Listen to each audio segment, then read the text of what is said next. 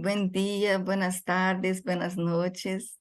Estamos en la reunión mensual de la campaña por un currículum global de la economía social y solidaria y de la Universidad del Buen Vivir.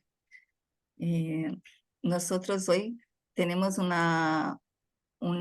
temas que son las experiencias campesinas de Bernardo, una propuesta internacional, una conversación acerca de la propuesta de cómo utilizar la imagen y los logotipos de la campaña de la universidad con Rosana, las noticias de la red de educadores y educadores para una ciudadanía global con María Esther. Yo voy a presentar Las Voces de la Cocina, un proyecto de CECIP acá en Brasil, Río de Janeiro. Me gustaría mucho hacer, si tenemos tiempo, hacer una homenaje a Carlos Rodríguez Brandão, que Aline probablemente va a decir también un homenaje a él querido maestro activista. Y conforme las personas llegan, vamos a tener otras noticias y, muy importante, Claudia Caballero está acá con nosotros mientras participa en el Congreso en Colombia, en el 16º Encuentro Internacional de Economía Solidaria en Colombia, y va a nos pasar algunas noticias. Entonces, son todos y todas muy bienvenidos y bienvenidas. Es una alegría estar acá y vamos a empezar con nuestro amigo Bernardo. Bernardo, ¿puede hablar?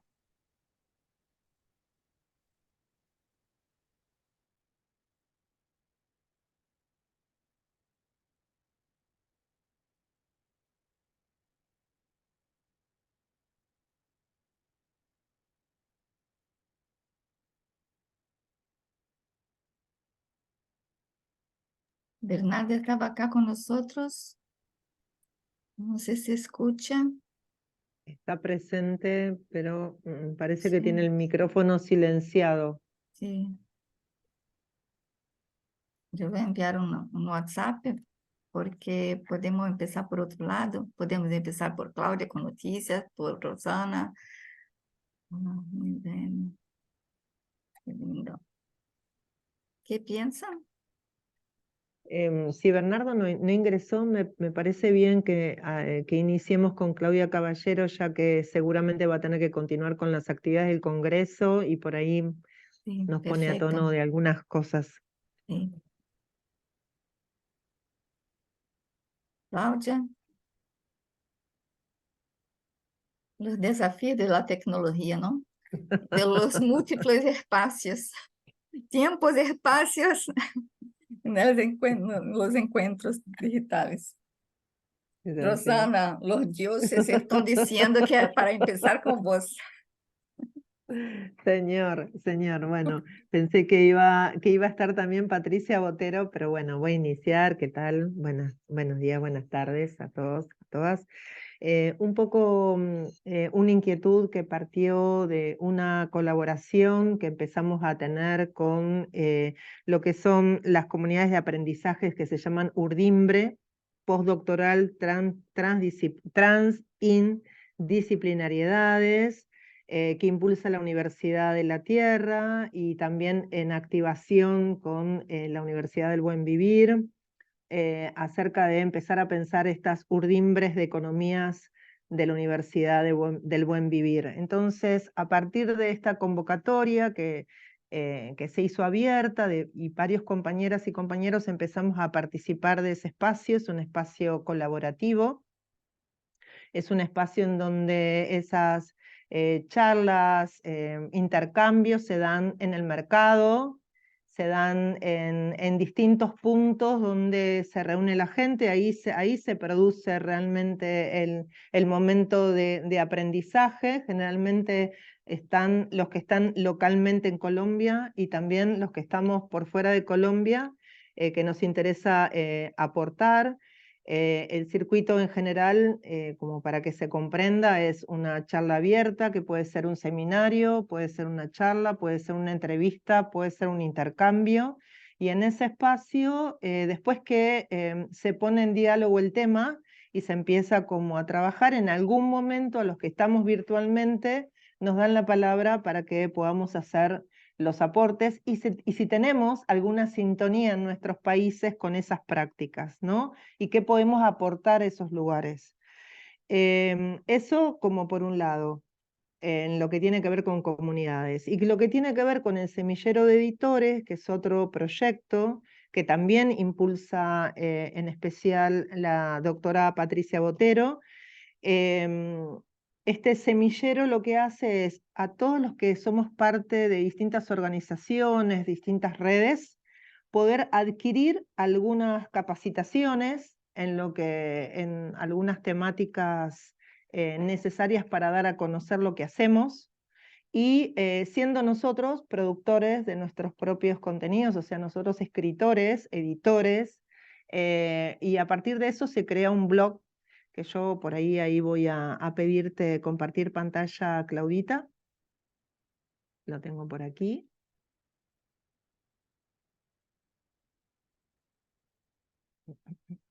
Minuto, minuto.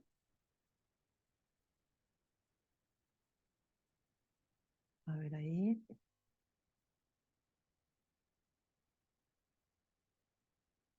Ahora sí. ¿Ahí lo ven? ¿Sí? Genial. Bueno, en realidad este semillero de editores inició hace más o menos 2 o 3 meses con distintas organizaciones de Colombia, especialmente algunos compañeros y compañeras de México, y en nuestro caso por Argentina, yo por Argentina, y también una compañera de donde es el Turco Abdala, que es AFI, Asociación de Familias con Identidad Huartera, también estuvo participando Edith de esta experiencia. Es un espacio de autoedición que básicamente pone en ejercicio, nos pone en ejercicio a sentirnos productores en cuanto al contenido escrito y también al contenido audiovisual, ¿no? A partir de este blog, que se inició en este tiempo que estoy diciendo, algunos temas fueron el tema de como vía campesina, las conversas de Unitierra, en los distintos espacios que ya mencioné. Hay algunas líneas que dicen las claves para la edición, que hago consciente para nuestro semillero de autoedición y autocorrección de estilo, que nos ayudan a escribir bello y riguroso. Y voy a mencionar solamente uno. Para escribir requiero leer mucho el corazón de los problemas, sus raíces, literatura, problema filosófico que amplíe el significado de lo ya dicho en la teoría y en la práctica, desenmarañar el estereotipo, las trampas, aristas que hay detrás de lo dicho o lo que la gente del común repite de los medios de comunicación, los supuestos científicos, académicos e ideológicos. Otro de los puntos es evitar cacofonías, o sea, repeticiones que terminan por ahogar el texto, escribir sencillo, ojalá cada renglón frase completa y punto, nunca coma entre sujeto y verbo, bueno, y así varias indicaciones, ¿no? Y se empezó a trabajar en lo que es escritura colaborativa, ahí a partir de un decálogo del perfecto cuentista, cree en un maestro, bueno, ahí hay varias, cree que su arte es un clima inaccesible, no sueñes en domarla, cuando puedas hacerlo lo conseguirás sin saberlo tú mismo. Resiste cuando puedas a la imitación, pero imita si el flujo es demasiado fuerte. Más que de ninguna otra cosa, el desarrollo de la personalidad es una larga paciencia. Así, bueno, hay bastantes puntos. No escribas bajo el imperio de la emoción, déjalo morir y evócala luego. Si eres capaz entonces de revivirla tal cual fue, ha llegado, ahí vamos, estoy admitiendo, perdón. Ha llegado al arte de la mitad del camino. Y así con cada punto. Eso en cuanto a la escritura. Dentro de lo que es el semillero, tuvimos algunos retos que transitamos compañeras y compañeros, como dije, en lo que son las escrituras colaborativas, Siempre es importante el tema de los acuerdos y los objetivos y las metas de para qué esa escritura que vamos a realizar, con qué sentido, y nos capacitaron algunos compañeros en algunos procesos que tienen que ver con las fases de, por un lado, cómo liderar, la ideación, la definición de metas y objetivos, la estrategia de la escritura y las actividades en las fases, el modo de cómo los modos de control en cuanto a las herramientas y el primer borrador, ¿no? Y lo que sería la escribanía. Escribanía es escribir por otro y para otros que está en otros mundos y quiere compartir algo en las dinámicas de producción haciendo un servicio en el que se trata de ser lo más fiel posible a la fuente. No voy a leer todo porque es un montón.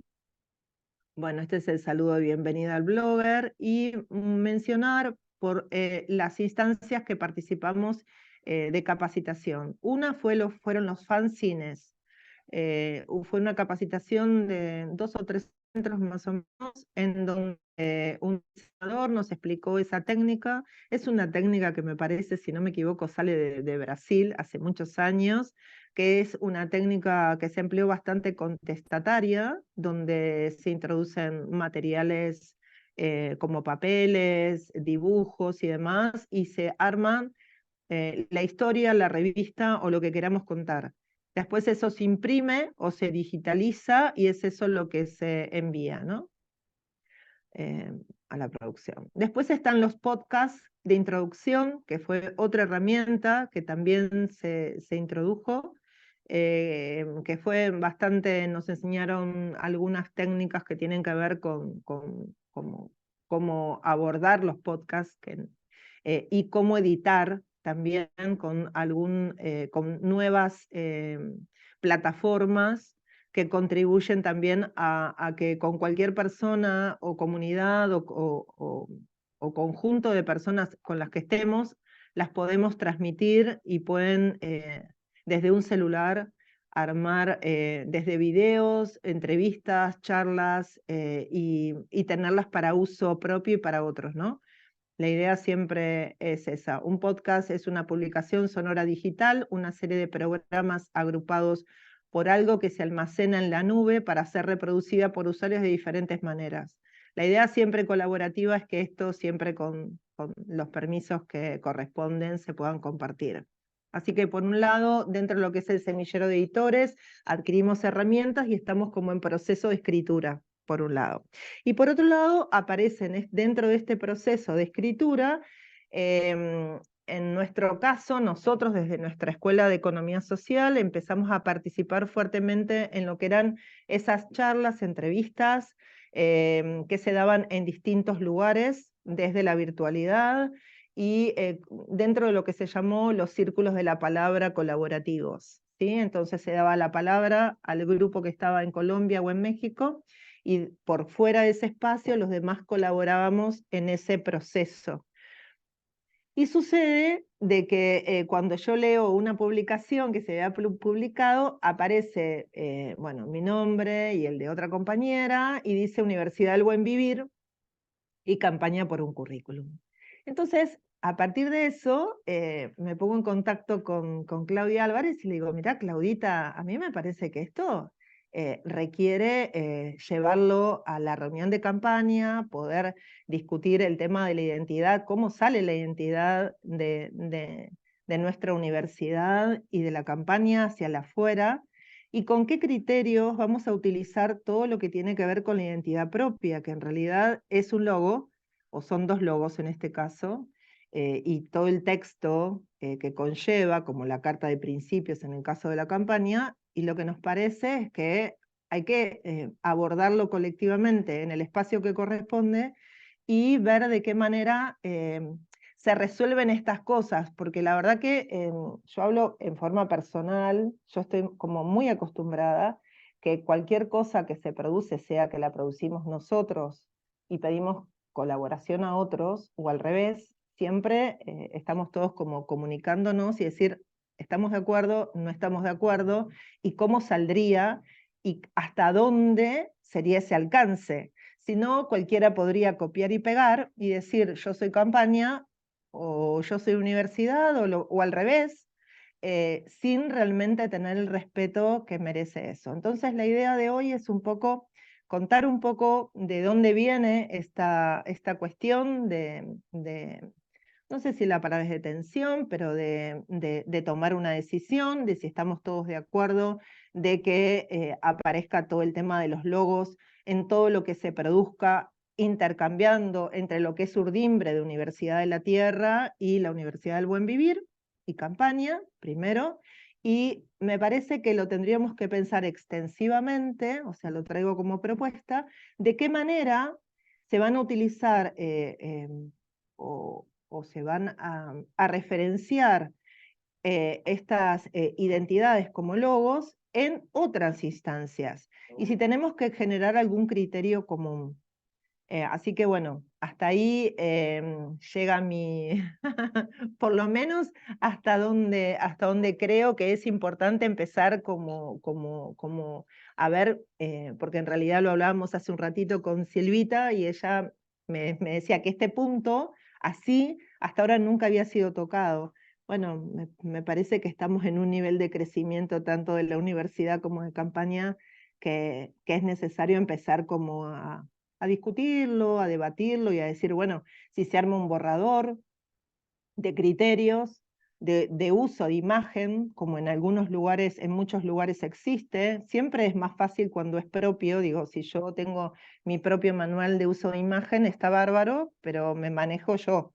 En mi caso, con toda nuestra institución y nuestros colegas. Ahora, si es por fuera, hay que armar un acuerdo, porque si ese acuerdo no está, no me parece correcto utilizar algo de lo cual no estemos sabiendo. Así que bueno, ese es el planteo. Muchas gracias, Rosana.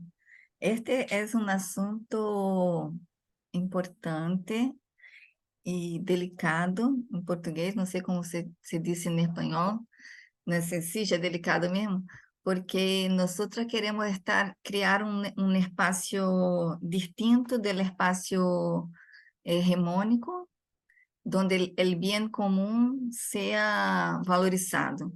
Entonces, pero al mismo tiempo creo que no es difícil, porque el bien común hay que ser combinado. Los bienes comunes hay que ser utilizados y vividos de común acuerdo. Entonces, tú estabas me diciendo que algunas cosas podrían ser hechas, como por ejemplo un pequeño grupo de trabajo, quien quiera participar para escribir cómo podría ser ese acuerdo de utilización, cómo las personas pueden involucrarse en la campaña para utilizar el selo, el logotipo, porque la campaña puede dar también, como tal vez ya hicimos algunas veces, dar el aval para movimientos que los piden, pero que son conocidos o que de algún modo está, está hecho de algún modo están caminando en el mismo sentido de la campaña. No sé si me explico. Entonces, un pequeño grupo y después tú dijiste que podemos hacer una encuesta, así, o por Google Drive, por WhatsApp, difundir una encuesta para llegarmos la escrita final del acuerdo para utilización del logotipo de la imagen de la campaña y de la OBV. ¿Es eso que estaba me diciendo? Sí, por ahí me parece bien lo que mencionás de que haya un grupo de trabajo que escriba como los primeros acuerdos o criterios de funcionamiento, cómo sería, que no es lo mismo una carta aval. Entendí lo que mencionás, que si están en sintonía tanto al movimiento o a una red en sintonía con lo que la campaña, o sea, ahí tenemos el cruce de la carta de los principios, o sea, si esas estuviera en sintonía, ya estaría. Eso me parece que está muy bien. Y en cuanto a la encuesta, es a ver, hay como un primer paso que me parece que es el primer borrador. Ese primer borrador, a mi entender, habría que subirlo al grupo WhatsApp para aportes, decir, no sé, 72 horas, 48 horas, más o menos es lo que a veces se estipula, dar un tiempo para que cada uno pueda hacer aportes. Pasado ese tiempo, ya está. No hay, ya estaría, ¿no? Entonces, esa es una posibilidad que me parece que es muy, muy rápida. En cuanto a la encuesta me parece que es importante, después que se tenga el texto final, para decir quiénes estamos de acuerdo y saber quiénes estamos de acuerdo, para que después no haya ninguna otra complejidad, ¿no? Que se plantee que no se está, o que alguien yo no dije o dije. Entonces tenés la encuesta, puedes hacer una captura de pantalla y con eso es bastante rápido, porque aparecemos todos ahí. Así que, bueno, eso sería. No sé qué pensábamos y si hoy vamos a armar, a pensar este primer acuerdo entre los que estamos presentes también, ¿no? Si estamos de acuerdo en esta primera iniciativa.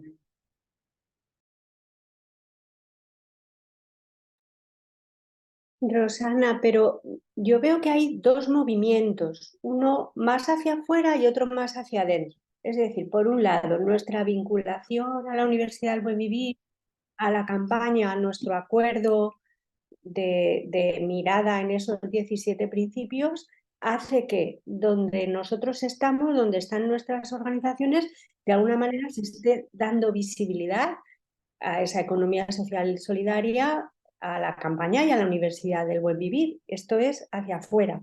Nosotros que tenemos esa sintonía, donde nosotros nos movemos en los espacios que estamos haciendo visible a la Universidad del Buen Vivir los principios de la campaña. Y luego, al mismo tiempo, es un movimiento hacia adentro.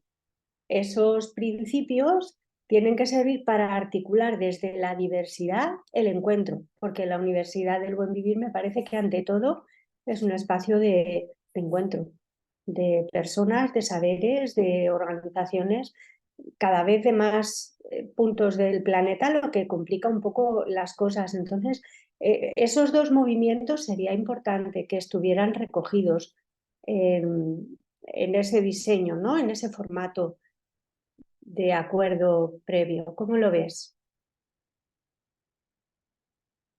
¿O cómo lo veis?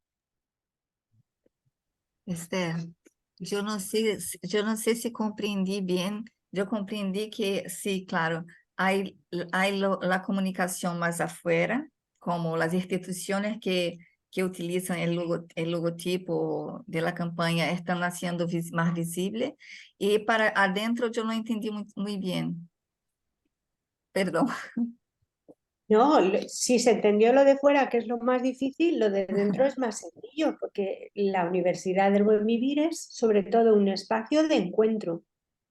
Y ese encuentro se viene reforzando en estas sesiones mensuales, en las que las personas que estamos en diferentes territorios y organizaciones nos vamos contando unas a otras y vamos avanzando juntas. Esa articulación interna también es importante. Quizá estaba, Rosana, o quizá estabais pensando más en hacia afuera, en cómo visibilizar hacia afuera, pero sin perder ese acuerdo como interno. Me he Es, explicado un poco mejor, es Silvia. interesante lo que traes, porque ahora que lo estás mencionando, me vienen algunas otras ideas. En realidad, a la hora de mencionar la campaña es como un gran paraguas en donde todos adherimos a principios determinados en lo relacionado a la economía social y solidaria. Es como el gran, digo el gran paraguas, porque me parece que desde ahí empiezan a surgir otras cuestiones, ¿no? La Universidad del Buen Vivir, es cierto, es un espacio de encuentro, pone en discusión prácticas en donde se producen también intercambios y en donde las prácticas territoriales que trae cada uno de los que estamos o somos parte, las ponemos en escenario, por decir de alguna manera, las ponemos en escena, en este espacio, ¿no? Entonces, a mí me parece interesante, ¿por qué? Porque hay un tema que es, por un lado, lo que propiamente podemos producir nosotros, que eso también debería haber un criterio común de decir, bueno, estamos todos de acuerdo que en todo lo que que produce tanto la campaña o la universidad, cuando sale, hasta inclusive cuando sale en YouTube, las charlas, que salen los logos, ¿estamos todos de acuerdo, genial.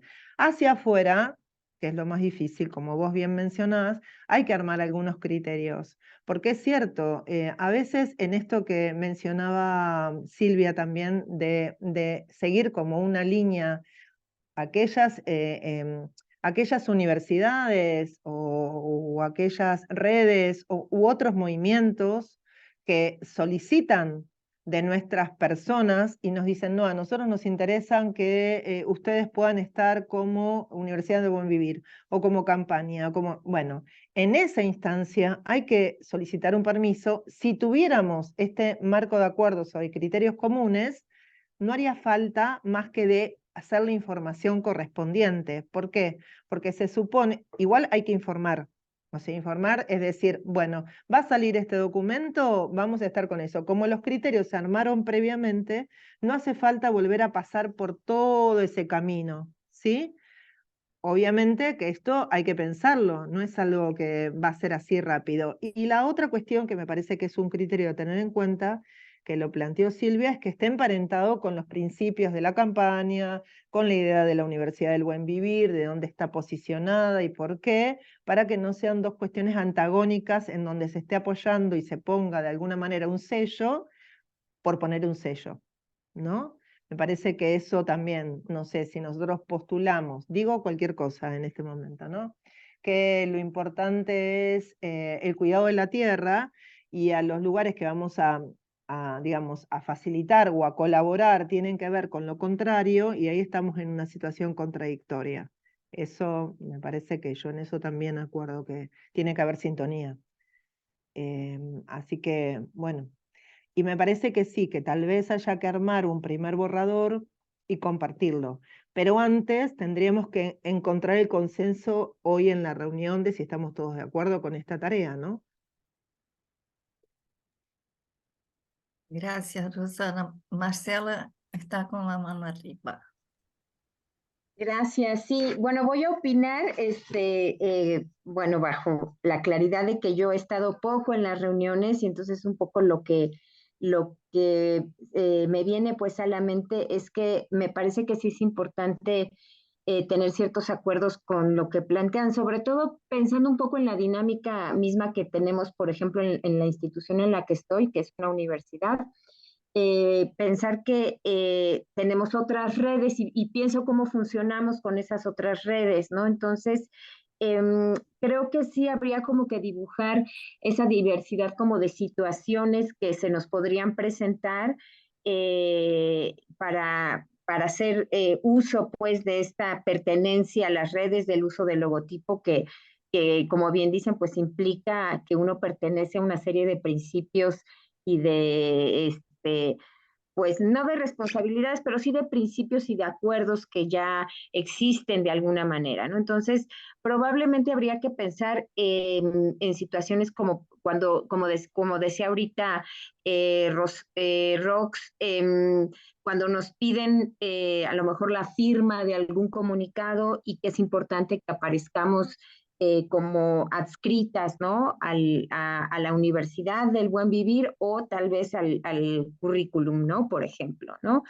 Esa puede ser una situación, pues, ¿no? Otra puede ser que desde nuestras instituciones estamos organizando algún evento, alguna actividad, alguna conversa, un diálogo, y nos parece que colocar el logotipo, bueno, pues puede darle también difusión tanto a nuestras redes como al propio evento que cada institución organiza, ¿no? Y que ahí, bueno, pues yo diría que una condición mínima es que participen compañeros, pues, de estas dos redes en las que estamos, ¿no? Tanto de la universidad como como del currículum, ¿no? Me parece que también informar, como bien dice Ross, es mínimamente algo que tendríamos que hacer, ¿no? También, y bueno, pues acordarlo si se requiere de una votación que lo complejizaría y tal vez generaría procesos burocráticos pues que retrasarían la toma de decisiones, pero bueno, puede ser también que así se acuerde, ¿no? Entonces, creo que sí, en resumen, creo que sí sería importante tener esos acuerdos lo más claro posibles, pues sin que tampoco signifiquen como una camisa de fuerza, ¿no? Sino acuerdos generales en donde sepamos que estaremos apoyando pues el uso del logotipo, sabiendo pues que hay esa carta de principios de donde partimos todos, ¿no? Eso, gracias.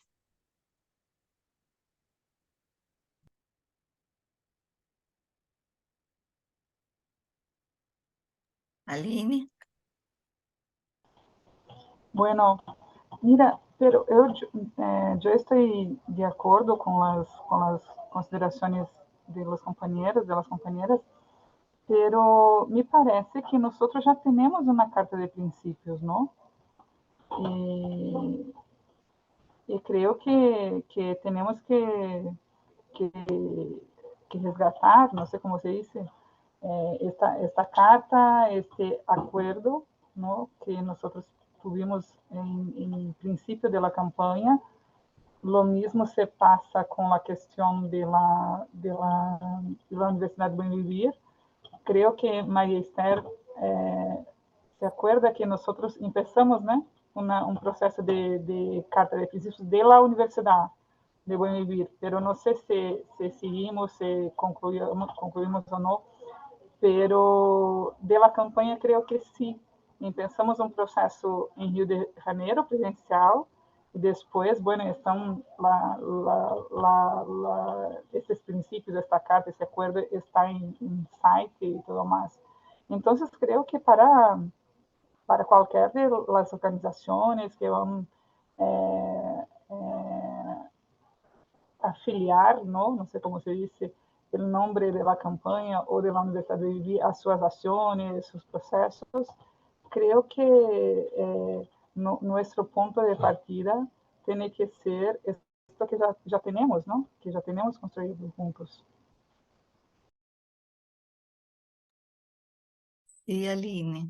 La carta de principios ya existe, procuramos difundir siempre porque es la espina dorsal, ¿no? de los compromisos.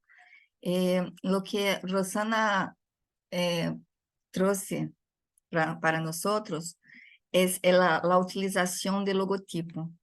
Entonces, porque es una cosa así, adentro de la Pero campaña. Uhum. sí, sí, yo comprendí, perdón, interromper, yo comprendí, pero que el uso del logotipo no tiene por las organizaciones que están vinculadas a la campaña, eh, creo que pasa primero por una,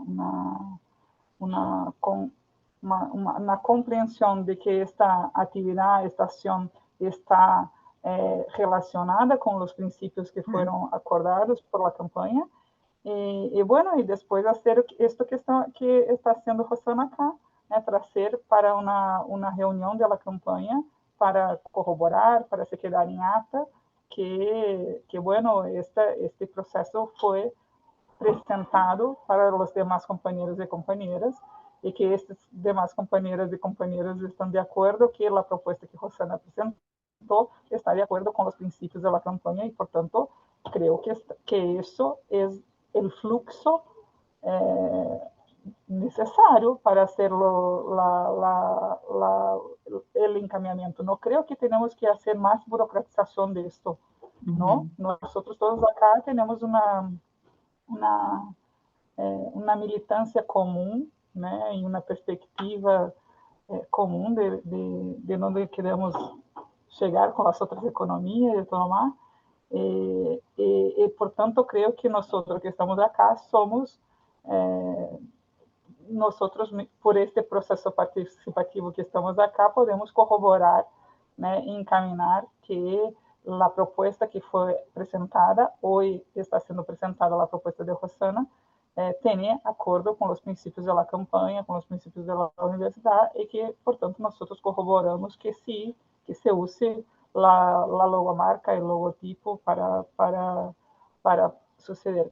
Creo yo, es mi impresión de lo proceso. No sé si es necesario otros fluxos para este encaminamiento. Creo que no. Estaremos burocratizando demais o processo que creio que não é necessário. Déjame preguntar para ver se compreendi. El flujo de autorización me parece bien que las reuniones mensuales sean el lugar, espacio para, ¿cómo se dice? Aprovar Legitimação. la legitimación de uso. Creo que sí. Pero yo estaba pensando que Esther habló sobre la comunicación para afuera, afuera y adentro. Y solamente después que yo me acordé que para haber una identidad hay que haber una consolidación del uso, así como si uno pega el logotipo y lo pinta de verde, o lo pinta de cor de rosa, ou de abóbora, cor de abóbora, naranja e tal, seria uma experiência interessante de, de múltiplas personalidades de logotipo, que são muitas discussões em uma só. Pero para empezar de uma forma um pouco tradicional, pero que nos uniria alrededor de uma imagem, es utilizar o logotipo assim, assim, assado, tanto para afuera quanto para dentro. Algumas sugerências de utilização para aqueles que já estão autorizados ou já estão legitimados para, melhor dizendo, legitimados para a utilização, poderíamos fazer, como Rosana disse, um pequeno manual de utilização. É um preciosismo, talvez, porque nós sabemos que no movimento popular, assim como Rosana está fazendo semilleros de editores, pero no quiere decir que solamente porque hay pocos recursos tenemos que hacer de cualquier manera. Sí, se puede hacer con lo que tiene, con lo que sea posible, sí, pero creo que no es problema tenermos una orientación como el semillero de editores está haciendo, la escrita, las referencias o la forma de utilizar, dejar claro el flujo de legitimación para ser parte, porque como nuestros colegas también están diciendo, la campaña está cada vez más grande en todos los continentes. Entonces, creo que organizar un lugar donde los participantes pueden se referenciar para utilizar la marca, para saber, en fin, solamente informaciones para aclarar este tópico. Creo que es interesante, pero me gusta que tú has dicho acerca de no hacermos una cosa mucho complicada, no. Burocrática, Não burocrática. burocrática, não é burocrática. Creio que estou totalmente de acordo, Aline. Mm.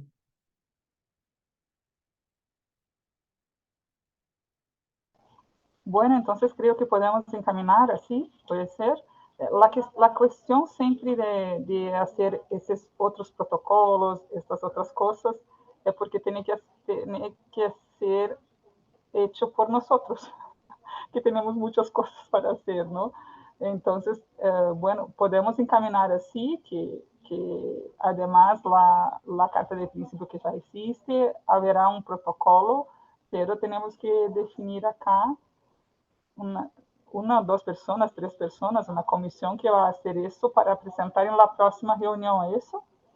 Pero isso impede, por exemplo, que Rosana já siga sendo o processo. Eu creio que não. Creio que nós acá podemos autorizar para que ela pueda avançar com os processos que está fazendo, sem esperar que este outro processo que nós vamos fazer en paralelo, ¿no? Pero esto que estoy pensando, creo que puede ser así, pero tenemos que encaminar quiénes son las personas que van a asumir este compromiso ahora, ¿no? Porque esto es el problema cuando no hay personas, como se dice, liberadas, ¿no? Para trabajar para la campaña o para la universidad. Somos nosotros, como nuestra militancia y todo más, que tenemos que hacer esas cosas.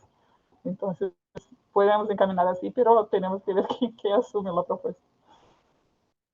Sí.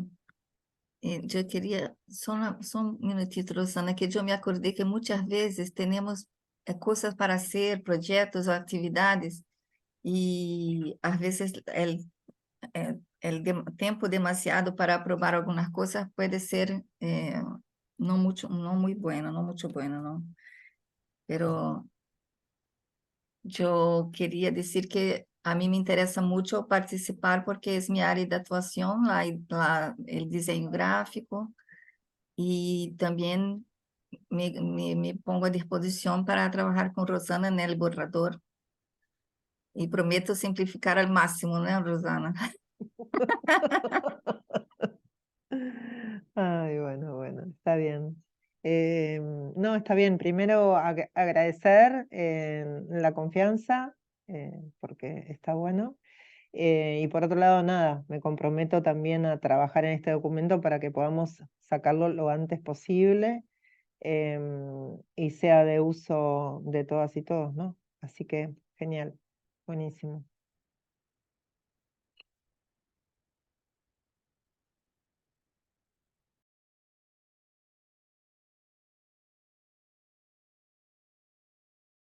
Podemos seguir para el próximo tópico. Bernardo, no sé si puede hablar ahora. Hola, Bernardo.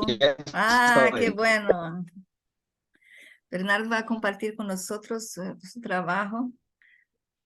Me encantó la cuestión de experiencias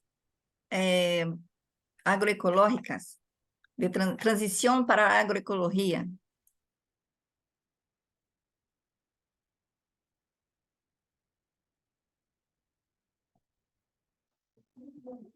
¿Oí? Bueno, sí, de Campeche. ¿Me escuchan? ¿Me escuchan? Ah, Sí, bueno.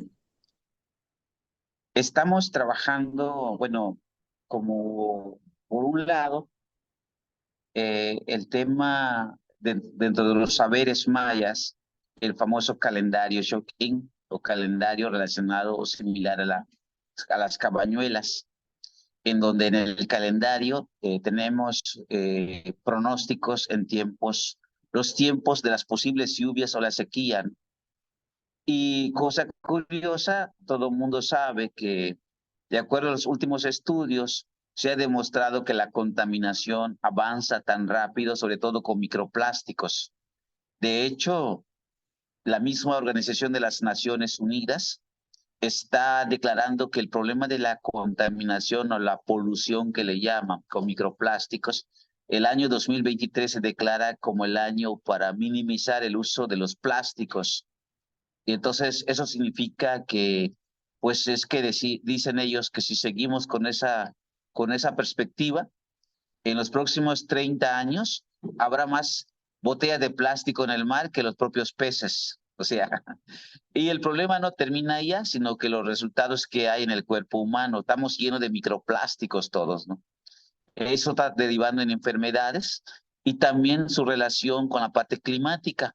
Se habla de que, de acuerdo a, ya saben que ustedes saben que hay acuerdos internacionales, de que, bueno, que ocupa mucho la temperatura y bueno, y eso significa acuerdos donde los países tienen que hacer algunas acciones para que de cierta manera se minimice esta parte que afecta en forma general el tema de las temperaturas, que tiene que ver con reforestación, una agricultura donde se use recursos que de cierta manera eviten o minimicen la contaminación y cierta manera también educación ambiental. Bueno, todo muchos elementos en diferentes países ya que se piensa de que si llegamos en el año 2030 con unos cuantos grados de más, ya prácticamente la vida quedaría con problemas muy serios en forma general, ¿no? Y entonces esos acuerdos internacionales, hoy en día pareciera ser que no llegamos al 2030, ¿no? Como el diseño que estaba programado. Prácticamente en 2023, la temperatura superó más de 1 grado y un poquito más, y esto, de cierta manera, prácticamente pareciera ser que se adelantó los tiempos, y esto sencillamente alarma a todo mundo. ¿Por qué? Porque de cierta manera hay una grave deforestación a nivel global, y por lo tanto también hay un mal uso de recursos, y la tendencia de la gente es, como ya estamos un poco metalizados por una economía que solamente trabaja con la parte muy ajena a la vida, para no decir tantos nombres, y entonces no estamos tan sensibles a lo que significa vivir. La vida implica respeto, como dicen las culturas mesoamericanas, implica también una renegociación, ¿no?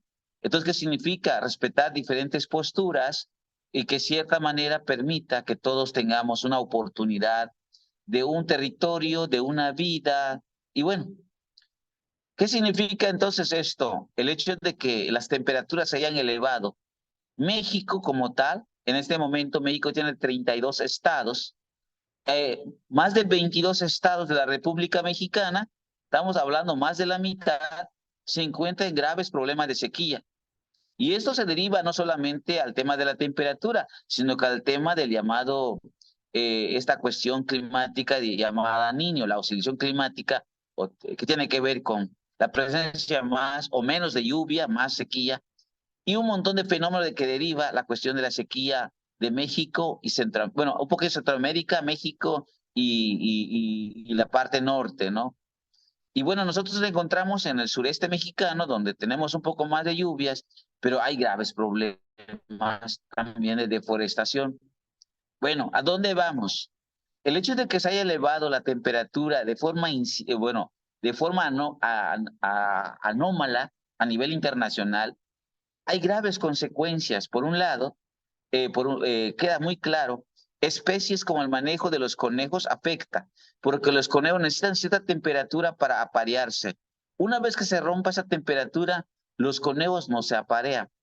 Inclusive los seres humanos, hay estudios en México, por ejemplo, en el caso mexicano, de que los nacimientos se disparan entre agosto, septiembre y octubre, porque en forma general los frentes fríos o la frialdad de los frentes fríos alrededor de septiembre, octubre, noviembre y diciembre, esto permite la concepción humana, o sea, de los mexicanos. ¿Por qué? Porque muchos nacimientos están dándose entre agosto, septiembre y octubre, 9 meses después. Esto de las temperaturas está afectando actitudes de reproducción, no solamente humana, sino también de todo lo que significa la vida. Imagínense entonces la polinización. Prácticamente la elevación de la temperatura va a afectar la polinización de las plantas de forma natural. En el caso del maíz, pues, todo el mundo sabe que a cierta temperatura puede haber abortos florales. Y eso también tiene que afectar, bueno, afecta terriblemente, porque las abejas, para mantener una temperatura, prácticamente darle la calidad deseada a la miel, implica pues un movimiento organizado dentro de la colmena, en donde las abejitas ya sea que aleteen para minimizar, en este caso, a las altas temperaturas, o en su caso estabilizar las bajas temperaturas. Imagínense el desgaste que tengan las abejas a una temperatura elevada. Entonces estamos en un momento de caos en términos de manejo, en referencia a que las temperaturas están subiendo y que van a afectar diferentes formas de vida en el territorio. Entonces, volver a revisar el tema de los saberes, posibles alternativas del manejo del territorio, como hacen los pueblos como los que están en el Perú, por ejemplo, los incas, en donde trabajan con el sistema de laderas, o en el caso de otros pueblos que están trabajando otras perspectivas de, por ejemplo, del manejo de la tierra. En el caso ahora, empezar a pensar de alternativas agroecológicas, como el uso de los bioles, o el uso de los abonos naturales como los bokashis, todo esto se vuelve interesante en estos momentos, porque si pensamos en el uso de sales, por ejemplo, el famoso 18460, que es el llamado fertilizante químico. Entonces, al no haber lluvia, ¿qué sucede? Estas sales, en lugar que aporte humedad a la planta, lo que hace, quita humedad a la planta. Y si la sequía es extremosa, y si de repente yo le agrego sales, como el caso del 18460, que es un fertilizante que aparentemente puede apoyar, en ese momento se convierte en un problema para la llamada fertilización.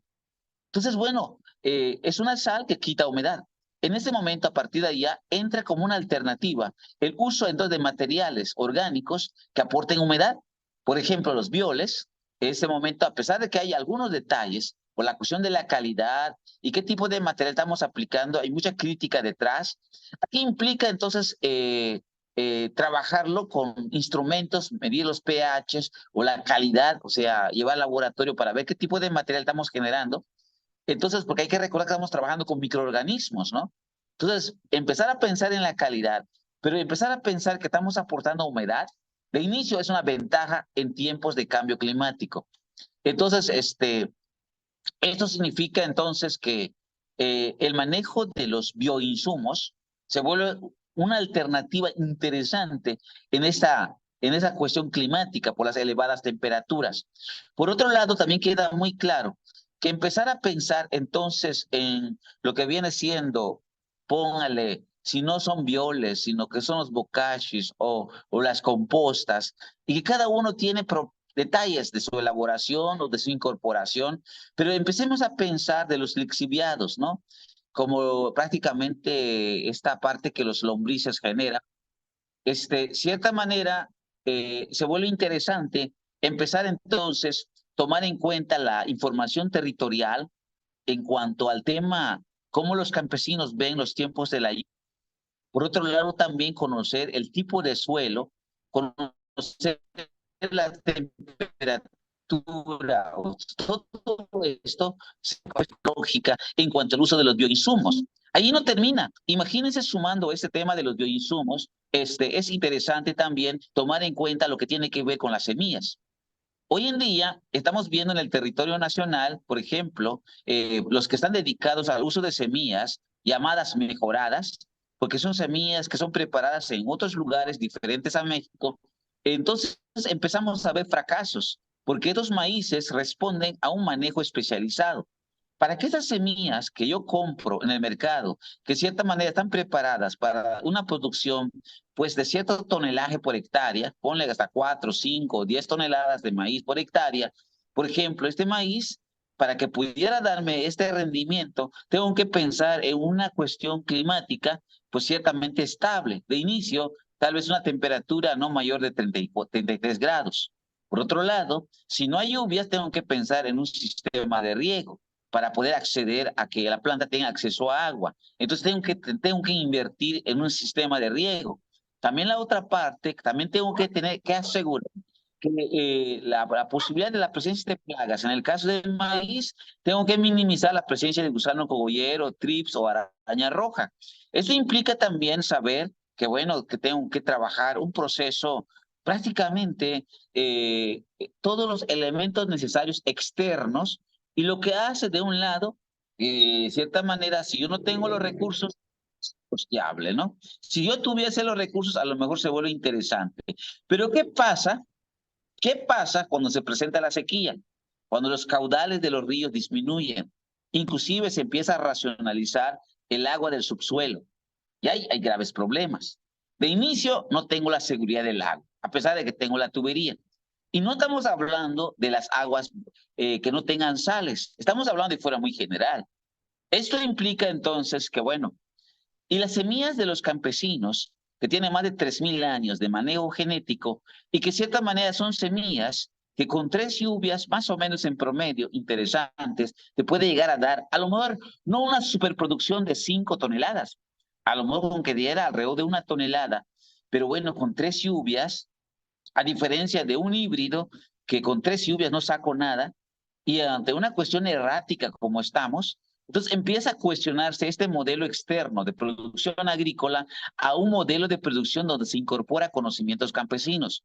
Entonces, imagínense a partir de esta perspectiva del manejo de conocimientos locales, en donde tomo en cuenta las semillas, en donde tomo en cuenta la parte climática, en donde empiezo a tomar en cuenta los conocimientos generados en relación a la agroecología, como todo lo que ya mencioné, como el uso de los bioinsumos. Empiezo entonces a trabajar, inclusive la alta tecnología con drones, por ejemplo, ¿no? O sea, pero empezar a incorporar esto, dándole también un matiz con los conocimientos locales, se vuelve extraordinario en estos tiempos de crisis. Porque, bueno, por un lado, se minimizan los costos en cuanto, porque las semillas son mías, y luego es una semilla con resistencia a sequía, y luego trabajo con los recursos locales, y luego no estoy contaminando el territorio, o es mínima la contaminación, y luego estoy obteniendo productos con cierta cercanía al orgánico. Entonces estoy procurando mi alimentación. Y por otro lado también empiezo a generar cadenas en donde permitiera la transferencia de conocimiento y la generación del tejido comunitario.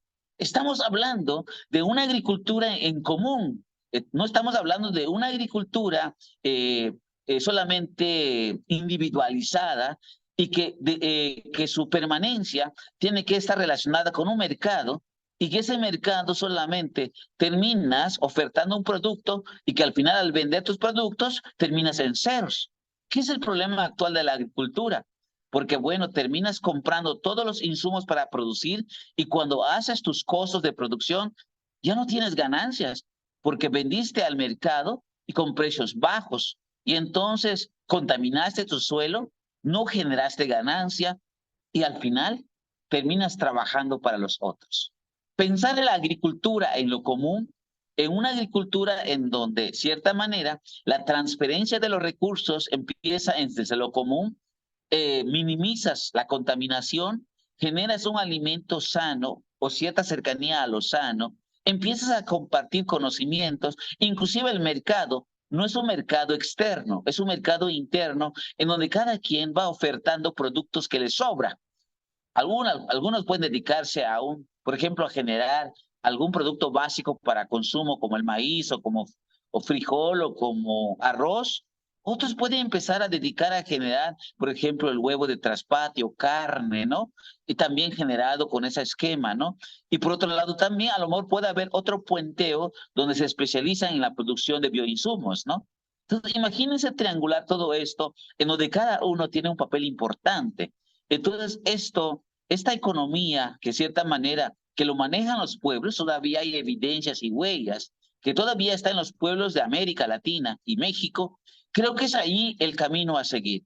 Nosotros estamos trabajando, en mi caso, alrededor de 29 años en el trabajo de los calendarios agrícolas con la perspectiva desde el terreno de la cultura maya.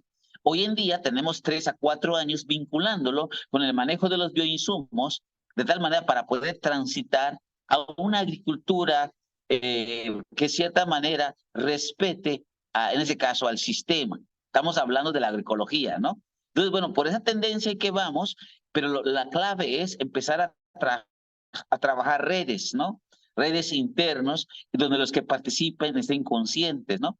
En donde la generación del conocimiento, inclusive está en las propias redes, ¿no? Porque el conocimiento que se genera fuera de las redes, muchas de las veces son conocimientos que tienes que pagar, pero ese conocimiento que tú pagas, terminas por cierta manera por descapitalizarte, y por otro lado también es un conocimiento muy puntual que pierde vigencia, ¿no? Por ejemplo, el caso meteorológico. Ahorita, por ejemplo, hay meteorólogos mexicanos que dicen conocimiento bueno, tecnología plus, que significa pagas tanto para que yo te mande la información. Imagínense en este espacio que tenemos con la universidad, que nos estamos intercambiando este conocimiento y el único plus que tenemos es que cada quien va obteniendo el conocimiento que desea. Y de cierta manera vamos revolucionando procesos. Entonces, bueno, a partir de acá es una revolución de ideas, de conocimientos y sobre todo pensar que cada quien tiene algo que aportar. En ese punto estamos.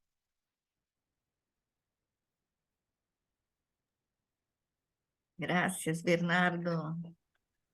Que aula, que clase, hein? Para mí es una clase completa. Muchas gracias, Bernardo. Esto nos recuerda acerca de las investigaciones de la Universidad del Buen Vivir del doctorado que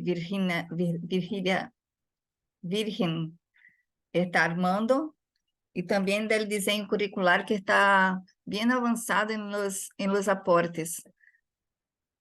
Yo quería ahora pasar la palabra para María Esther, que va a darnos noticias acerca de su trabajo, su movimiento. Gracias.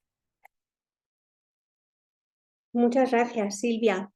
Nada, enlazando mensajes de esperanza, también desde la red. Había puesto 3 o 4 fotos. Voy a intentar compartir la pantalla y así pues os lo cuento mejor, ¿no? Desde fuera hacia adentro, deciros que pasada la pandemia hemos podido volver a retomar los encuentros presenciales, que son tremendamente valiosos para nosotros. La red de educadoras y educadores para la ciudadanía global hace parte del movimiento por la meta 4.7. Me viene muy bien todo el mensaje anterior de Bernardo, porque esta meta 4.7 pone el acento en la educación para la sostenibilidad. Es decir, que nuestros chicos y chicas adquieran en la escuela. Como somos una red de educadores, nosotros hablamos desde el espacio formal, aunque entendemos que la educación es mucho más que esto, que hay espacios informales, por supuesto, no formales, pero nosotros hablamos siempre desde el aula porque es donde estamos, es nuestro campo de trabajo. Bueno, pues la meta 4.7 de la Agenda por la Educación de Calidad pone justamente el foco en la sostenibilidad. Entonces, enseñar, aprender en educación sostenible, desarrollo sostenible, cómo ser sostenibles. Y esta es una meta pues, para 2030. Bueno, pues la red hace parte del movimiento y los hemos visto presencialmente el 4 de julio, justamente en Madrid. Como propuesta de futuro os he dejado ahí como los 3 puntos que nos parece importante impulsar. Por una parte que somos educadores, estaban también presentes entidades sociales, pero tenemos que contar con los alumnos, con las familias, con todos los actores de la comunidad educativa, que los procesos sean mucho más participativos, más inclusivos.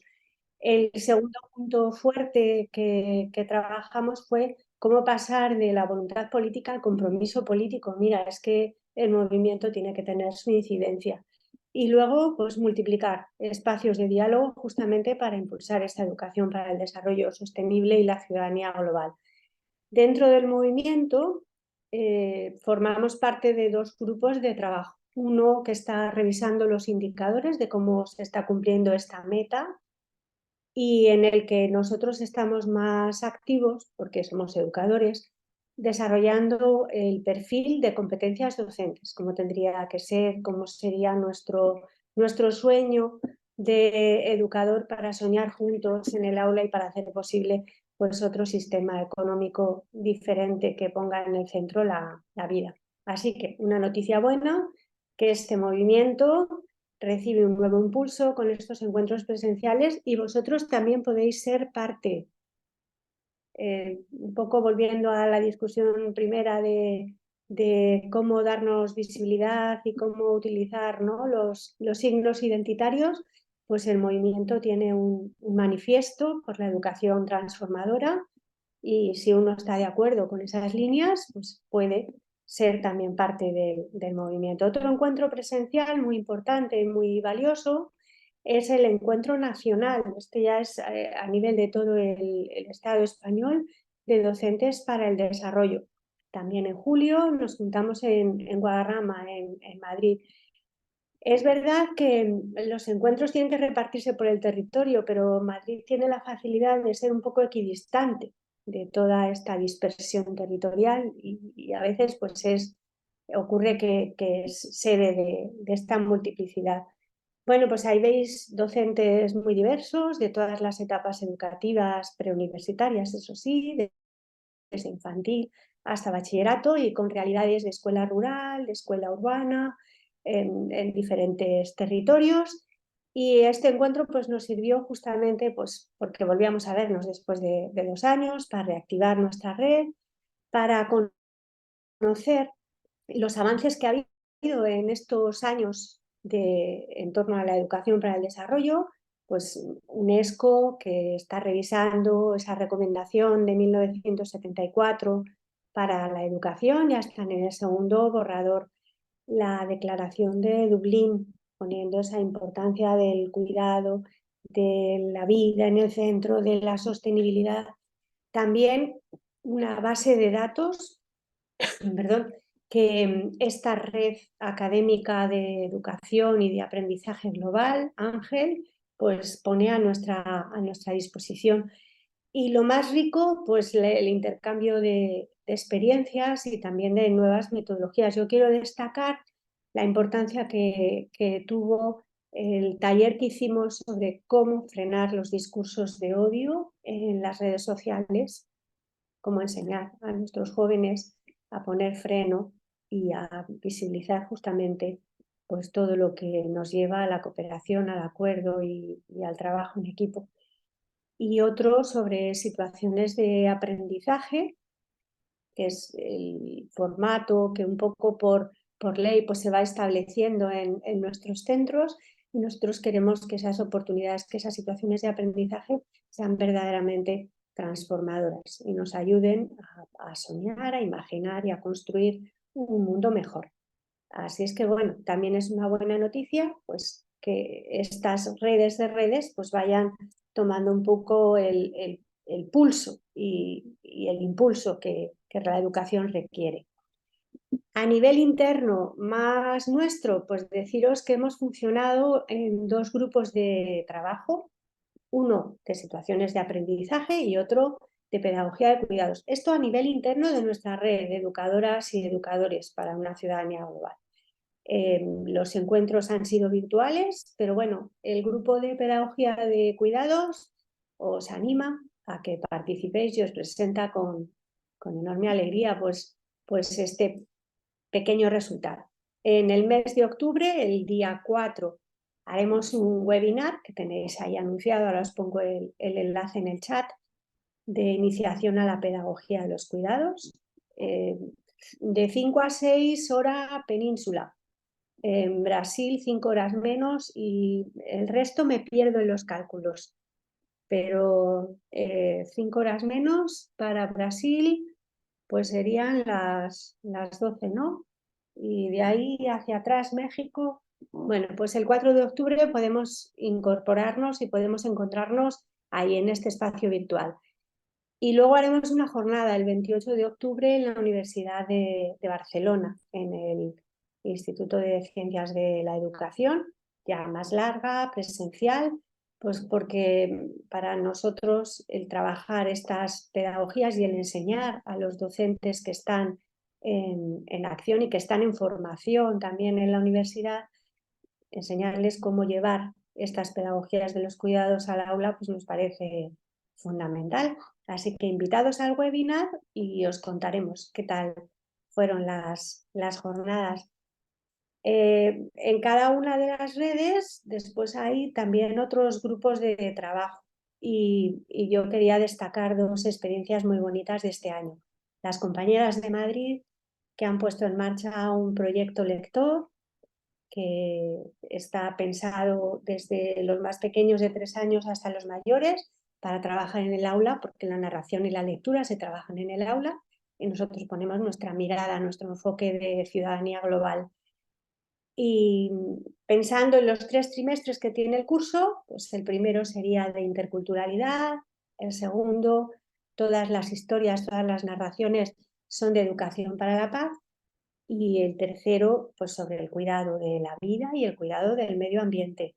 Como lo vamos a subir a nuestra página de Kaidara, pues nos encantaría no solo que lo difundierais y lo usarais, sino también poder incorporar narraciones de otros territorios. A lo mejor, con vistas al curso que viene, podríamos hacer en este espacio ese empuje, porque los seres humanos somos sobre todo narradores, contadores de historias, y los saberes de la humanidad están almacenados en estas historias que no queremos que se pierdan. Y un compañero que está con nosotros, y entonces me vais a permitir que le dé la palabra unos minutitos, Israel, pues ha llevado adelante un proyecto precioso con otros centros que se titula así, Bibliotecas Humanas.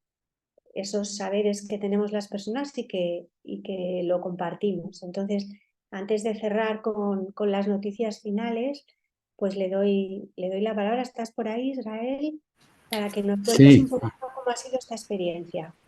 sí, Gracias. aquí estoy. Pues nada, encantado de contaros la experiencia y sobre todo, bueno, con el objetivo también de, si tenéis la oportunidad de replicarla, porque, bueno, es verdad, como ha dicho Esther, que nosotros la hemos desarrollado dentro del contexto educativo en el que nos movemos, pero creo que, bueno, es un buen formato para hacer también en otros grupos y en otras situaciones.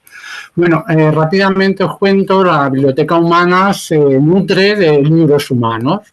Y bueno, esta idea la tomamos nosotros a través de un proyecto Erasmus que hemos tenido con otros centros a partir de la experiencia de Copenhague, en la cual organizan esa biblioteca humana. Con el objetivo fundamental de poner en conexión y en encuentro pues sobre todo a personas migrantes y refugiados que no eran del todo comprendidos y incluidos dentro de la ciudad, ¿no? Entonces, bueno, el formato básicamente se trata de que cada persona, cada libro humano, cuente un poco su narración y su experiencia de vida, ¿no? Y la cuente, bueno, puede ser en distintos formatos. Nosotros hemos hecho mayoritariamente en un grupo pequeño de 8 o 10 personas, alumnado nuestro, en el cual previamente han visto, podríamos decir, como la reseña de ese libro humano, es decir, el resumen de su biografía, de su experiencia, de su historia, a partir de la cual han formulado una serie de preguntas que cuando tienen al libro humano presente, pues le formulan. De manera que, bueno, no es solo una charla del libro humano, sino sobre todo pues un intercambio y un diálogo, ¿no? Y este diálogo nos ha proporcionado experiencias verdaderamente sobrecogedoras, ¿no? Es difícil que los alumnos y el alumnado te eche cuenta a veces, decir, te atienda y cada vez que han estado con un libro humano han estado verdaderamente atentos, participativos, dialogantes y sobre todo sorprendidos por sus historias, porque son historias que cuentan vidas de migraciones, cuentan vidas de discapacidad también. Tuvimos la ocasión en nuestro instituto de tener una biblioteca humana con personas con distintas capacidades, desde sordociegos hasta personas con discapacidad intelectual, y fue una experiencia verdaderamente conmovedora y así nos la transmitieron nuestro alumnado, ¿no? Entonces, bueno, es un formato relativamente sencillo que lo que procura fundamentalmente es eso, ¿no? El encuentro con las personas y en nuestro caso, sobre todo, son personas que para nuestro alumnado les agitan o les, de alguna forma, les mueven, ¿no? Les mueven porque viven historias o conocen historias y viven personas que han tenido unas historias que no son frecuentes para ellos, ¿no? Entonces, sí que además, bueno, los libros humanos son elegidos también por su aportación al bien común de alguna de las maneras, ¿no? Entonces, son ejemplos de posibilidad de transformación y de posibilidad de construir, bueno, pues otro mundo posible, ¿no? Bueno, esto es en resumen. Tenemos un blog que os voy a poner en el chat, en el cual pues recogemos toda la experiencia que hemos hecho estos 5 centros, que hemos tenido la ocasión de tener encuentros gracias a la financiación del Erasmus+. Bueno, pues aquí contamos todos nuestros encuentros y todas las actividades que hemos llevado a cabo. Entre ellas hicimos un webinario sobre cómo hacer una biblioteca humana, que está grabado y que se puede ver, y que también tenemos colgado como una especie de guía para desarrollar estas bibliotecas humanas, ¿no? Desde nuestra experiencia. Evidentemente, ya digo que el formato es bastante flexible, ¿no? Y bueno, pues por mi parte, si tenéis alguna cuestión o lo que sea, espero que haya hecho una idea de lo que es esta experiencia que verdaderamente hemos pensado que tiene mucho valor educativo, ¿no? Gracias, Israel. Y Gracias, Esther. ya para terminar, deciros que en nuestra web, en Kaidara, que os he dejado antes el enlace en el chat por delante, pues vamos colgando nuestros recursos, lo que vamos generando como grupos de trabajo, pues pensando que pueda ayudar también a otros, que en breve tendremos un nuevo boletín, nos hemos comprometido como para generar un boletín trimestral que nos permita un poco pues saber por dónde vamos y compartir con otros, que en septiembre, octubre tendremos las asambleas de las redes, pues para diseñar un poco cómo vamos a trabajar por delante. Y bueno, y que las buenas noticias continúan. En septiembre pues es el encuentro nacional de Teachers for Future Spain, también con ese foco en la sostenibilidad. Y en Barcelona en octubre pues la Feria de Economía Social y Solidaria, que son como espacios en los que podemos seguir tejiendo, articulando y transformando. Así es que una suerte, ¿no? Formar parte de este espacio y poder compartir con vosotros que las buenas noticias son y llegan. Gracias. Muchas gracias, Esther. Maravilloso. Maravilloso trabajo. Gracias. Bueno, ahora sería mi turno de presentar un proyecto que hicimos acá en Brasil. Yo voy a presentar muy rapidito, pero si quieren comentar algo antes, después de oír Bernardo, oír Esther, si alguien quieren comentar para no perder el calor de la hora, el calor de Rosana.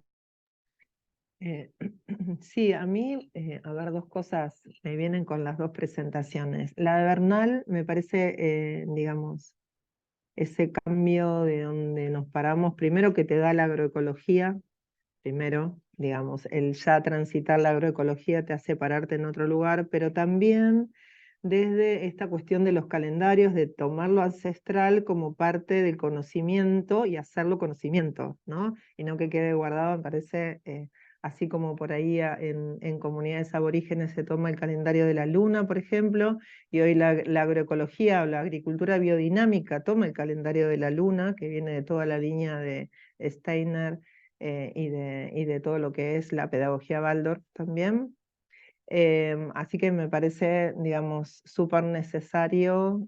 Bernal siempre está con estas cuestiones que van provocando a seguir pensándonos, y que también esa aplicación que se hace en la agricultura podría ser también en cualquier otra instancia de forma de vida, sea en una institución educativa, sea en otros ámbitos. Así que me parece muy interesante. Y con respecto al tema bueno, me pareció muy interesante lo que planteó Esther y el compañero Israel. Vengo de ámbitos educativos, habiendo sido educadora durante mucho tiempo, muchos años, y me parece que el tema de las bibliotecas humanas es volver a la narrativa de las abuelas contando estas historias, de las historias, y que se iban transmitiendo de unos a otros, las tías, bueno, estas personas con un montón de conocimiento que nos van contando. Entonces, me parece de gran valor, porque voy a hablar de Argentina, ¿no? En Argentina los chicos y las chicas han abandonado las bibliotecas, las han abandonado, o sea, no están en las bibliotecas. Si la biblioteca tiene un espacio con computadoras, van a la computadora, ni siquiera van al libro. Entonces, el ser constructor, o sea, yo poder contar mi historia, poder armar un resumen de esa historia y contárselas a otros, a mí me parece, si bien hablaron los dos de algo simple, no es tan simple porque hay que llevarlo a cabo y es todo un tema eso, pero me parece súper interesante para poder aplicarlo en otros ámbitos.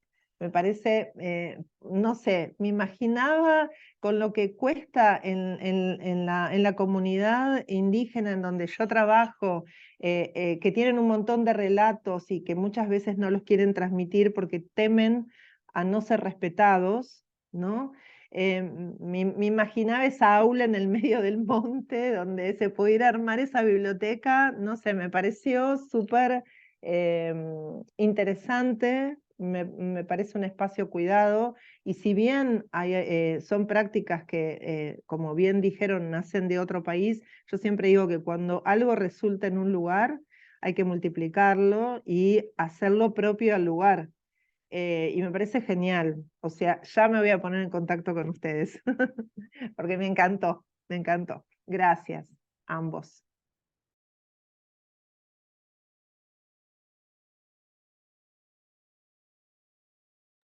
Sí, a mí también. Y sí, yo vi bien los dos proyectos, la Biblioteca Humana y el tuyo, Rosana, del Semillero de Editores, están abiertos para duplicación, ¿no?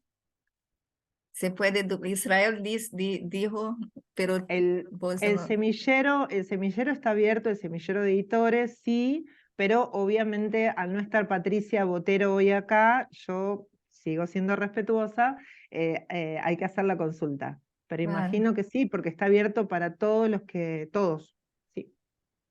sí, grande, muy bueno. Entonces, ¿alguien más quiere comentar? Podemos seguir.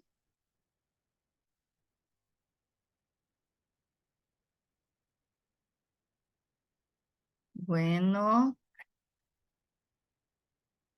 entonces yo voy a presentar Voces de la Cocina. En este proyecto nació, el iniciocito de su nacimiento surgió de la Universidad del Buen Vivir. Se llevó a cabo a través de la financiación de la FAPERJ, Fundação de Amparo à Pesquisa em Rio de Janeiro, Brasil. E eu não consigo passar o slide, assim. Então, os parceiros é um projeto que tuvo um fomento de pesquisa e a destinação de lo que passou é para o Museu Sankofa, que é um museu comunitário. O foco está em português, mas é fácil. É bem comum as histórias e as memórias. Então, eu vou passar rapidito porque lo que hicimos foram oficinas de audiovisual registrando as pessoas que cozinam em Rocinha, que é uma villa muito grande acá em Rio.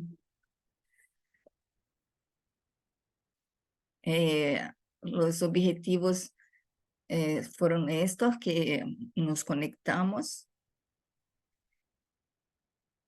Trabajamos sobre o reconhecimento de los saberes de las personas.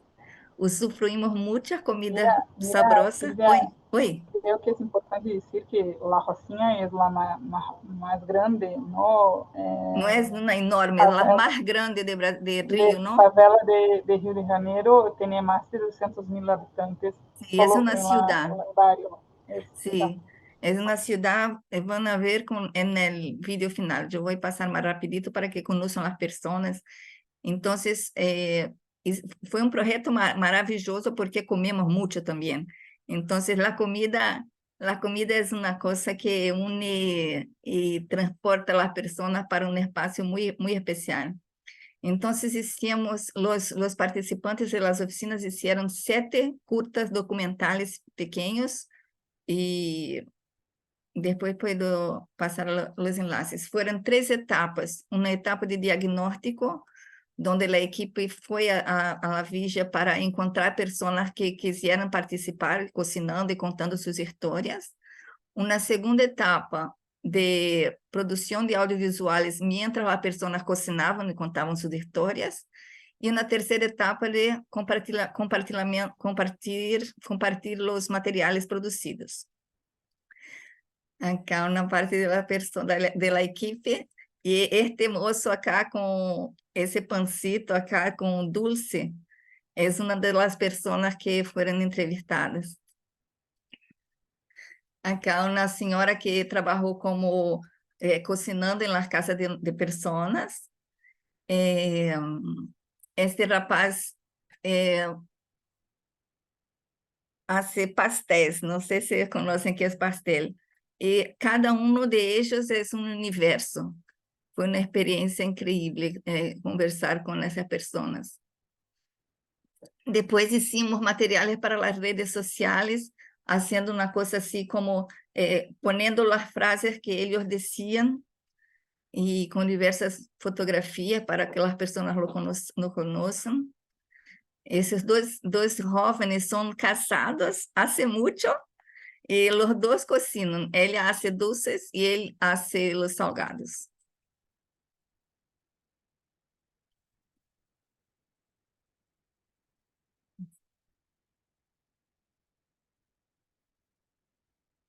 Aquí, como hicimos las oficinas en 2 espacios físicos. La cocina de una escuela pública, donde el cocinero cedió su cocina para los jóvenes, que es una cosa revolucionaria, compartir la cocina. Y mientras algunos cocinaban, otros registraban con celulares, con tablets. Y tuvimos una turma pequeña de jóvenes que quieren trabajar con audiovisual.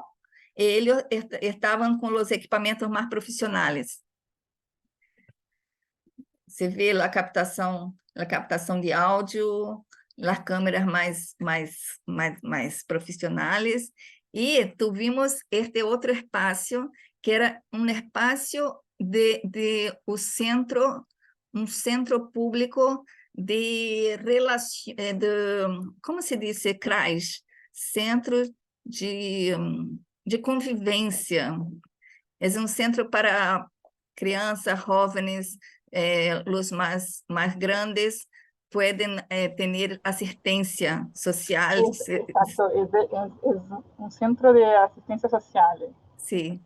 De la política de asistencia social. Sí, entonces tuvimos desde chicos bien pequeños hasta los más idosos trabajando juntos. Fue muy interesante. Y acá el encuentro final con la presentación de los vídeos fue en la biblioteca Parque de Rocinha. Entonces, nuestras realizaciones que destacamos son el reconocimiento de los saberes de las personas, la escucha, los propios conocimientos de cómo hacen la comida, de qué ingredientes, cómo hacen las cosas,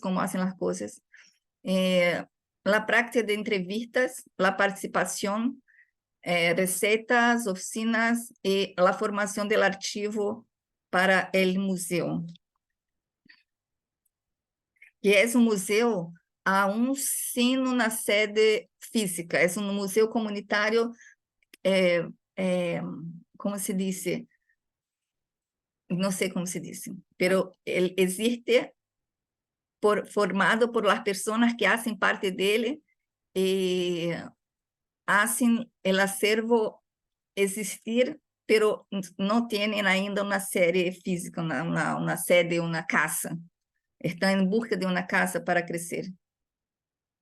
Entonces tenemos el proyecto se acabó, ya se acabó ahora hace 2 meses, pero tenemos una continuación que es dejar en la comunidad un laboratorio de audiovisual para atender a la comunidad, oficinas de experimentación en la escuela, mantener las oficinas en la escuela y hacer una televisión comunitaria. Son los desarrollo que nos gustaría mucho conseguir hacer.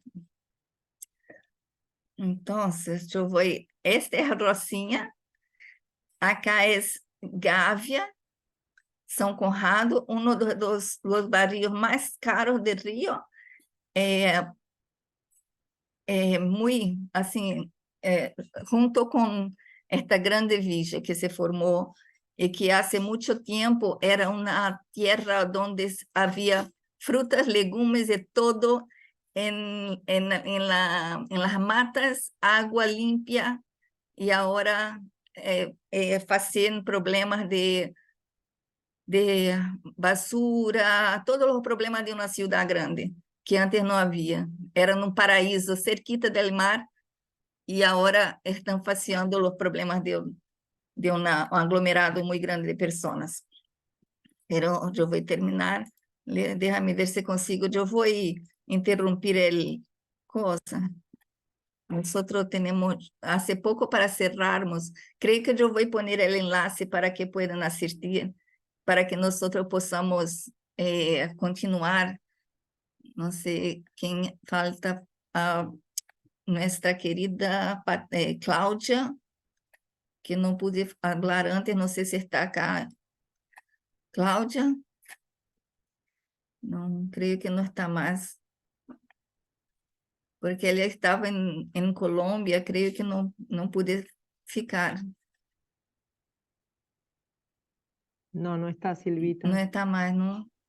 Mm. Entonces, estamos llegando al final de nuestro encuentro, que para mí fue buenísimo, me encantó todos los asuntos muy, muy importantes, muy pertinentes. Agora poderíamos abrir, eu não sei se a Aline quer fazer alguma homenagem ao Brandão. Eu separei um pequeno extrato de um texto que encontrei, porque descobri que ele fora montanhista, escalava as montanhas. E eu também fui, e me quedei muito emocionada com suas palavras, por conta de la vivencia en la naturaleza y de la interdependencia entre los participantes de este esporte amador. Bueno, Después voy a yo leer un creo que pedacito. bueno, solo quería decir, no sé si todos los compañeros o compañeras de acá tienen la comprensión de quién fue Carlos Brandão, ¿no? Pero para nosotros que trabajamos con las metodologías participativas, que trabajamos con una perspectiva de otras metodologías que son necesarias para quien está considerando otras epistemologías, ¿no? Carlos Brandão es una gran foi, né, uma grande referência para nós outros aqui em Brasil. E não só em Brasil, não, creio que é uma referência também para a América Latina e outros cantos. Para mim, que trabalhei muito tempo com a propuesta das outras metodologias também na Europa, a referência de Carlos Brandão foi fundamental para empezar uma proposta metodológica contrahegemónica em um contexto muito bueno, muy conservador, ¿no? Muy de producción, de la producción de conocimiento, ¿no? Entonces, la pesquisa participativa y la pesquisa militante son, o la pesquisa participante son las propuestas principales de Carlos Brandão que está muy articulada con la propuesta de la educación popular, ¿no? Es un contemporáneo de Paulo Freire. Y bueno, nosotros que tuvimos a frente del Centro de Formación en Economía Solidaria en Brasil durante muchos años. Tuvimos la oportunidad de hacer muchos de nuestros encuentros de la economía solidaria, de los educadores de economía solidaria en Brasil, en sitio, no sé cómo se dice, en el espacio de Carlos Brandão, que disponibilizó su casa, que se queda en campo, ¿no? Cerca de Campinas, en la frontera de Minas con São Paulo. Y eso entonces dejó el espacio para que los movimientos sociales de Brasil pudiesen hacer su formación política, pedagógica y todo más.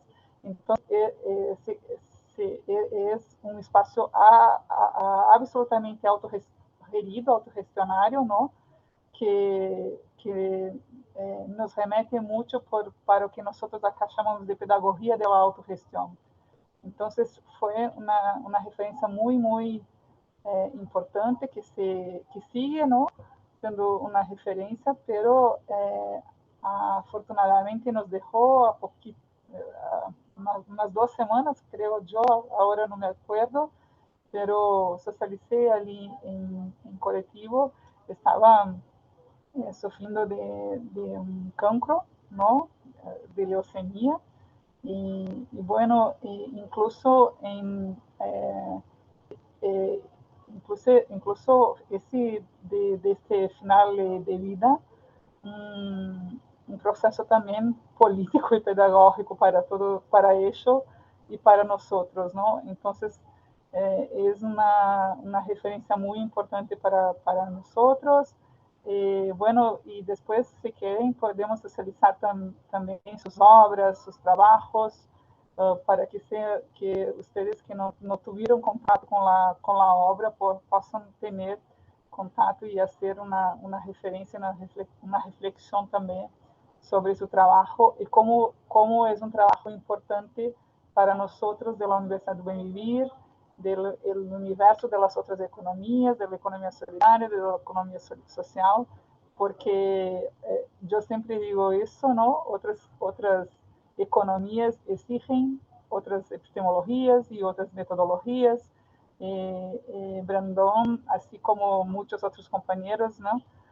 Es un participante en absoluto de este proceso, ¿no? Como Oscar Jara, como otras referencias también de América Latina, que a mucho hacen un trabajo fundamental para pensarmos un proceso contrahegemónico de la producción de conocimiento, ¿no? Que no sea solo del conocimiento científico, pero también y sobre todo del conocimiento popular. ¿Es eso? Bueno, Silvia, te paso la palabra.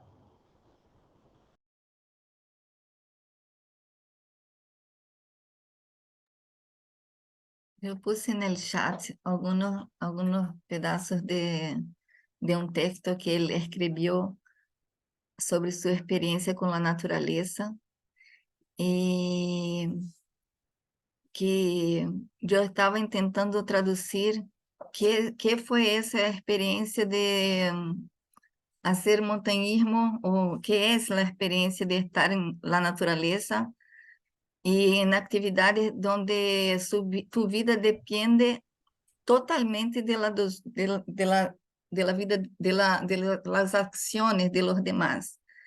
La interdependencia en la escalada, donde cuando tú estás subiendo la piedra, el otro está te dando corda, te segura y te deja ir al mismo tiempo, porque se cae, él te segura.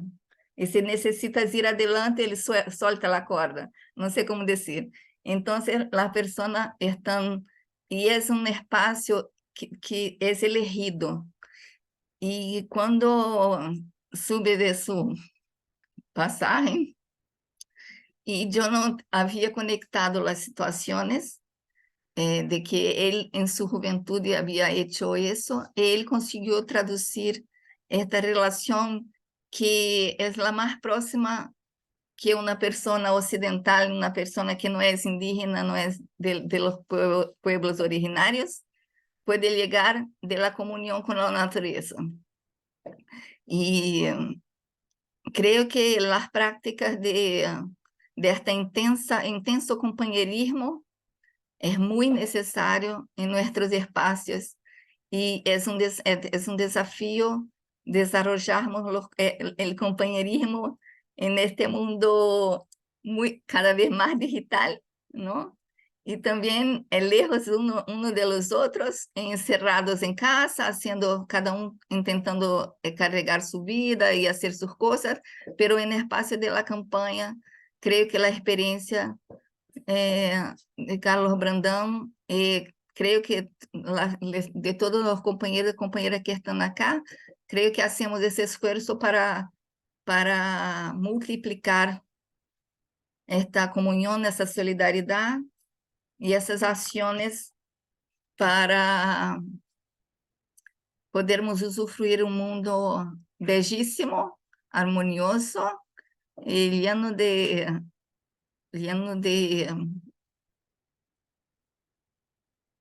compañerismo, de alegría de estar junto. Él dijo dos palabras que yo voy a encerrar con esas dos palabras: gratuidad y gratitud. Gratuidad y gratitud. Para pensarmos. Gracias, muchas gracias a todos.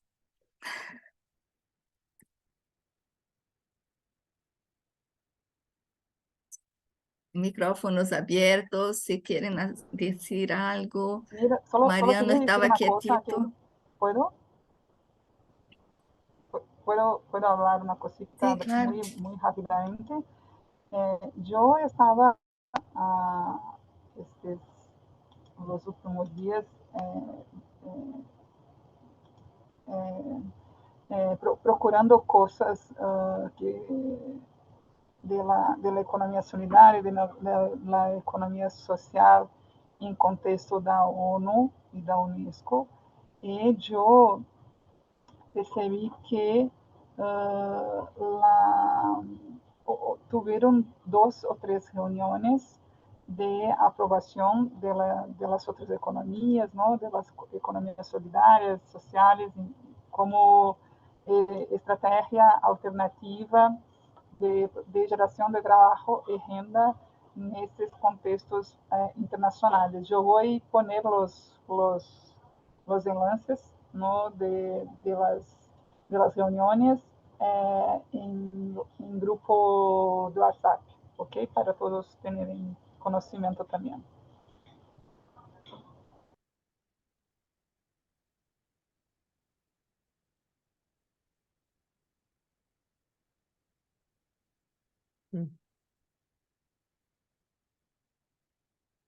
Gracias, Aline. Muy importante. Incluso todo ese, yo quería pedir después a Bernardo para compartir sus enlaces para ponermos en el mapeo de herramientas, porque el mapeo de herramientas de la campaña tenemos que prestar alguna atención. Como dije Aline, hacemos todo y muchas cosas se quedan por hacer, como poner nuestras propias materiales en el mapeo. Marcela.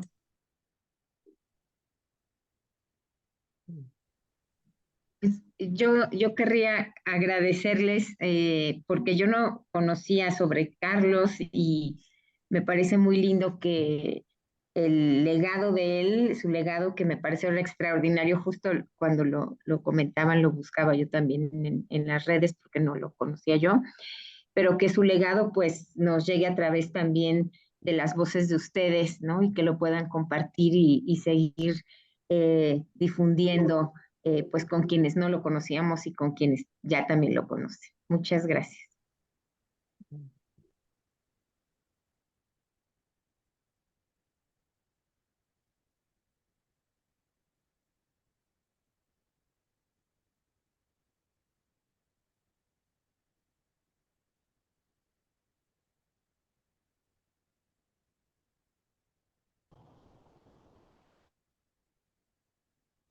Silvia, estás con cerrado el micrófono. ¿Quién se habilita a cerrar nuestro encuentro de hoy? ¿Quieren decir unas palabritas, Rosana? Ay, bueno, pasé por todos los estados, desde las lágrimas sin conocer a Carlos hasta todos los estados, ¿no? Que cada uno va trayendo sus historias, como dijo hoy María Esther, el tema de de los encuentros es más que los encuentros. O sea, es los encuentros, pero también son círculos de palabra, también hay acá relatos de bibliotecas humanas, eh, y me parece que hay mucha historia, me parece que lo de las cocinas no lo conocía, me parece brillante. Hay una experiencia de Carlinhos Brown de la Escuela de Música, que se me fue ahora el nombre, lo estaba buscando mientras veía, que también es una experiencia hermosa donde han salido músicos, educadores de esa experiencia en medio de la favela. Entonces, bueno, nada, como siempre, estos espacios nos nutren, nos enriquecen, nos hacen reflexionar, repensarnos también. Personal y también desde nuestros espacios de trabajo y nuestros espacios de militancia, pero evidentemente nos quedan varias tareas por hacer, así que nada, nos encontramos en la brevedad viendo cuáles son esas tareas para poder empezar a darle un poquito de impulso, y nos espera, si no me equivoco, en agosto. En agosto, ¿en qué fecha nos tocaría, Silvita? Por ahí podemos adelantar algo, solamente el 30 de El agosto. 30 de agosto, el 30 de agosto nos vamos a encontrar, y la temática de la cual vamos a estar como un poco a cargo con varios compañeros de Latinoamérica y otros países también, tiene que ver con vivir de lo nuestro, ¿no? Así que venimos como transitando esto de cómo vivir, cuáles son estas cuestiones que dan vida. Bueno, le vamos a dar un foco a qué es estas prácticas de compañeros de varios países, cómo generaron esto en sus territorios a vivir de lo que producen, sea música, sean libros, sea audiovisual, sean comidas. Así que bueno, vamos por ese caminito, esa invitación. Y gracias, y nos despedimos hasta el 30 entonces. Un abrazo grande a cada uno, a cada uno. Muchas gracias. Adiós. Un abrazo a todos, Adiós. todas. Adiós. Adiós.